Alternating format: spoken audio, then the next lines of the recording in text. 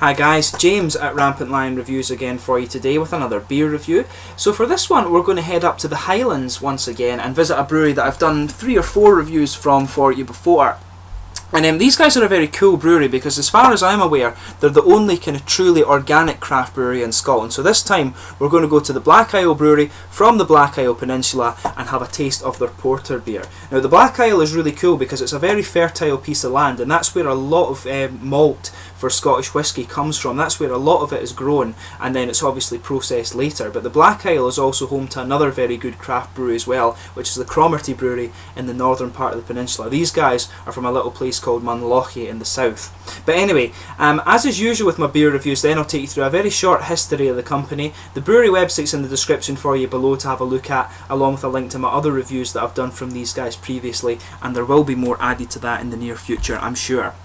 So anyway, the Black Isle Brewery was founded back in 1998 when David Galwin converted a group of farm buildings at Munlochy into a brewery, and the farm is actually called the Allen Grange, and apparently the land of the farm was actually described as being of superior quality for the brewer and distiller by Sir Roderick Mackenzie back in his statistical account of the land in 1790, and the name Allen Grange apparently translates from Gaelic as a fertile field of corn. But David Galwin's actually worked in this region of Scotland for over 20 years, and he's firmly committed to its preservation. And the idea behind founding the Black Isle Brewery was so that local pubs could actually offer a locally brewed beer. So he's managed to do that and done it very successfully. But for the first 11 years the brewery were operating a very small 5-barrel brewing plant in the winter of 2008, or up until the winter of 2008, but then they built a completely new 30-barrel plant in the new buildings that had been built on the farm where the brewery resides. But the construction work took about 18 months and it increased the conditioning capacity of the brewery to 210 barrels per batch. So the brewing is conducted by the team of Gareth Reid and Andrew Fraser as well, and these guys apparently are very, very well trained. I think one of them is a graduate of the famous kind of Heriot Watt brewing programme in Edinburgh, but I might be wrong there. But they also have a new well on the farm which they use to source their own brewing liquor, and they've got 120 acres of land which they use to grow organic barley which goes into the malt base of their beers. And they also have a cow called Molly who gives them milk, and she eats the malt, the kind of wasted malt, or the end product of the malt that comes out of brewing the beer from the mash tun as well. But today apparently they brew over 10,000 litres of beer per day, which can be packaged up in bottles, casks or kegs, and they send their beer all across Scotland and the UK, and there's various countries that they're exporting to now. I think they're exporting to the States, Canada, I'm not sure about Australia and New Zealand yet, but you will find their beers in Japan. I've seen them in Japan and I've drunk them with my fiance over there, so it was pretty cool to find them there. So those of you watching in different countries, definitely keep an eye out for these beers, because the Black Isle Brewery is very cool, and in my opinion you really get a very kind of different take on all of these sort of pretty established styles, and that's due to the organic nature of the brewing and things. So very, very cool, do check them out. But to tell you about the other beers you can get from these guys, you can get a porter, you get the Red Kite Ale, you get the Golden Eye, there is also a blonde beer as well, I think there's an oatmeal stout, there's a Scotch ale, and they do have a few other ones that they have introduced very recently too. So as I say, go and check out the brewery website and have a look at those for yourself. But anyway, let's get on to the tasting of this beer itself. I've been quite looking forward to this one. I think this is the final one out of the 5 that my parents brought me, so I do need to go and get some more of these guys. I'll just bring up the camera and let you have a little quick look at the artwork on this one. It's pretty standard for all their things. It's just the thistle has a different coloured flower on it, and the writing at the bottom is different as well.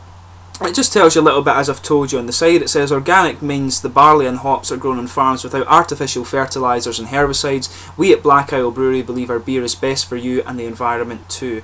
And yeah, it's signed by David Galwin on the side. A little bit about the European Union and things like that, but yeah, save the planet, drink organic, 4.6% porter beer. There's the bottle cap on this one, the standard Black Isle bottle cap. Not sure how well you can see that from the light, but I'll try and let you see it again a bit later on. But without further ado, let's get this guy open and we'll get on with the tasting here. So as you can see, nice little smoky opening there.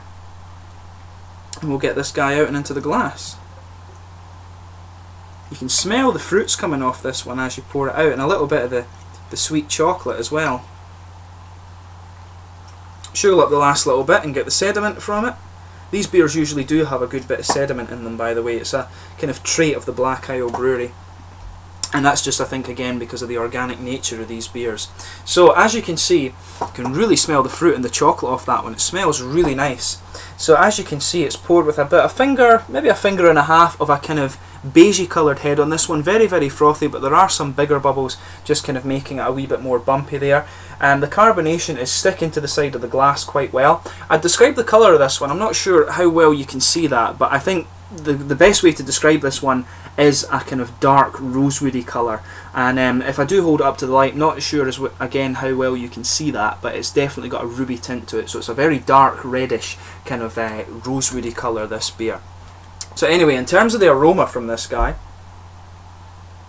very, very chocolatey. It's got a nice kind of mix of sweet chocolate and kind of dark roasted malt in there, a kind of coffee malt if you like, but it does have a really nice dark chocolatey, sweet chocolate presence in it. If you take your nose back from it just a little bit and just sniff it like this, the main aroma you're going to get is kind of stone fruit. So it's more like plums and raisins from this one. It does have that kind of sharper aroma rather than the kind of more mild and sort of candied fig aroma that you can get from some of these ones. But it smells very, very nice. There's a good bit of kind of roasted caramel character in this as well. Kind of dark roasted caramel, but it's mainly the coffee, a sweet kind of chocolate, and a sort of dark fruity aroma. But as I say, it's quite sharp, so kind of more plums and probably more raisin kind of aroma you're getting out of this. But it's very nice. It smells a little bit smoky as well, actually. If you go a little bit closer in, you can get a kind of smoky feel from it. I couldn't find the hop profile of this, but a lot of porters use Fuggles hops or Fuggles hops, however you call them, and they put a kind of smoky or ashy taste into them. But without further ado, this is the porter from Black Isle Brewery at Munlochy, just north of Inverness. Cheers.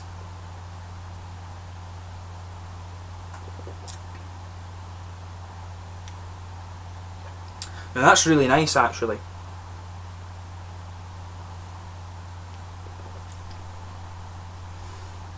Got a really nice blend of flavours in this one. It is actually quite mild. It's quite a light feeling porter in my opinion, but the flavour of this one is kind of coming in the aftertaste. The actual feel of the beer is very, very light, and it's a very wet feeling beer. The taste is more coming out. The real taste from this beer is coming out in the aftertaste, in my opinion.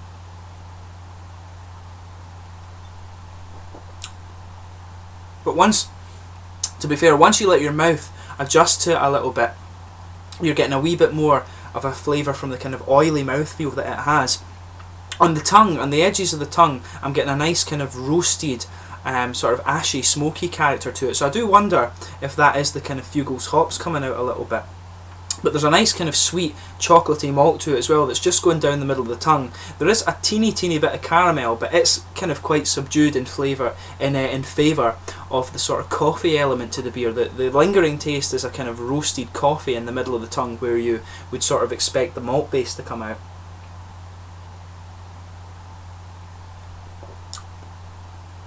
Yeah, I think that's definitely fair to say. You've got a nice kind of sort of smoky, a little bit of a smoky feel just around the edge of the tongue, maybe a little bit earthy as well. And I think there's maybe a little bit of nutty flavour in this. You're getting in the middle of the tongue, you're getting that roasted coffee, but there is a kind of sweetness to it that almost comes across as nuts. It's almost like a kind of nutty caramel, if you like, flavour, and that is just going down in two kind of strips from the front of the tongue to the back, but not quite reaching the edges of the palate, I think.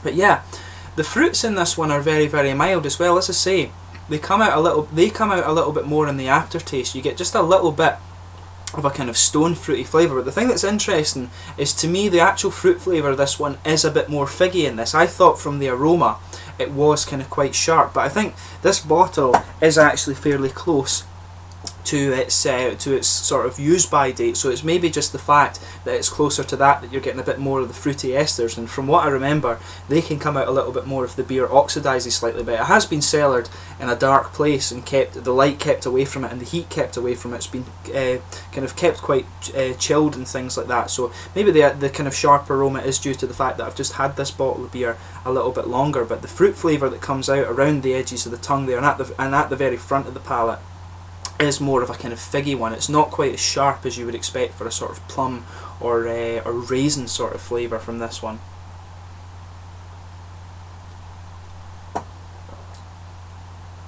Yeah, definitely a kind of figgy flavour, but maybe a little bit of a kind of candied fruit as well. It's always the kind of the Haribo Love Hearts. The fruit flavour in this one kind of reminds me a little bit of the Haribo Love Heart things you get, but it's a nice little interesting fruit bit that it has. But as I say, it's got a really nice kind of lingering smoky coffee flavour in this one. That's the real flavour that lingers, but there is a kind of little bit of caramel sweetness in the middle of the palate with a kind of nutty feel to it as well. So it's quite a mild flavoured porter, if you like. Well, not mild flavoured.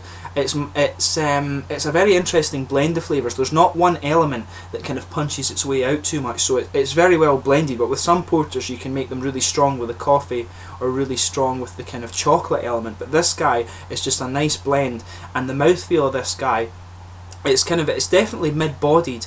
It's got a nice wet mouthfeel to it as well, though even though it's mid-bodied, that makes it quite easy drinking. It's got a slightly oily feel to it as well, and that helps bring out just the fruits a little bit more on the end, and perhaps a little bit of the caramel and nutty flavour. But as I say, the lingering characteristic of this is a nice roasted bitter character, and it's a bit dry in the finish as well.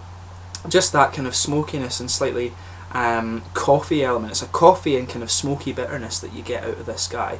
But overall, it's a really interesting beer. I'd maybe even go as far as saying this is the best one I've tasted from these guys actually. It's got a nice oily mouthfeel to it. Some of the mouthfeels on the other ones can be a little bit light when you would ideally want them a little bit heavier, but they're still very, very good beers. So for me, this is probably the best all-round beer that I've actually tried from the brewery. Although that said, they do have some really interesting beers. I need to review the Scotch Ale and the Hibernator Oat Stout that they do as well, because those were very, very good when I've tried them before, but I've never got round to reviewing them. But anyway, as is usual, I hope you've enjoyed this beer review. Please let me know in the comments section your own thoughts on this beer. Been really cool to visit the Black Isle Brewery again. A really, really good Scottish craft brewery. Their beers, as I say, are very interesting takes on quite established styles simply because of the organic element to the brewing there. And this, as I say, is probably my favourite one that I've reviewed from them so far. To me, this is a nice kind of dessert beer. I don't drink porters as a regular thing. To me, this is a tasting beer that I would have every so often.